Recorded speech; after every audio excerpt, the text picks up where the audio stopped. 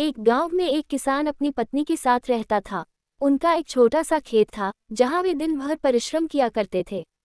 किंतु कठोर परिश्रम के उपरांत भी कृषि से प्राप्त आमदनी उनके जीवन यापन हेतु पर्याप्त नहीं थी और वे निर्धनता का जीवन व्यतीत करने हेतु विवश थे।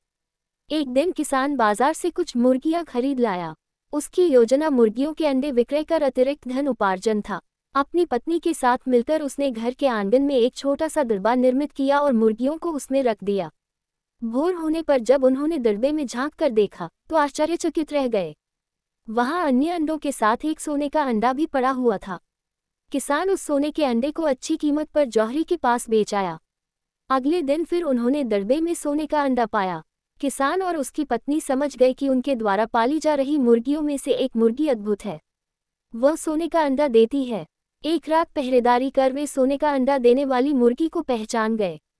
उसके बाद से वे उसका खास ख्याल रखने लगे। उस मुर्गी से उन्हें रोज सोने का अंडा मिलने लगा। उन अंडों को बेचकर किसान कुछ ही महीनों में धनवान हो गया। किसान अपने जीवन से संतुष्ट था, किंतु उसकी पत्नी लोभी प्रवृत्ति की थी। एक दिन वह किसान से बोली, आखिर कब तक हम रोज एक ही सोने का अंडा प्राप्त करते रहेंगे? क्यों न हम मुर्गी के पेट से एक साथ सारे अंडे निकाल लें। इस तरह हम उन्हें बेचकर एक बार में इतने धनवान हो जाएंगे कि हमारी सात पुश्तें आराम का जीवन व्यतीत करेगी।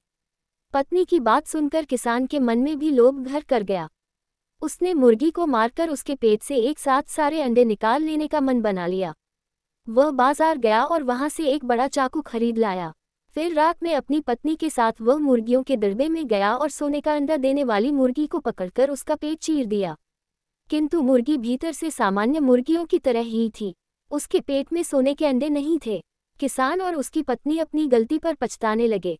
अधिक सोने के अंडों के लोभ में पड़कर वे रोज मिलने वाले एक सोने के अंडे से भी हाथ धो बैठे थे। सीख, लालच बुरी बला है।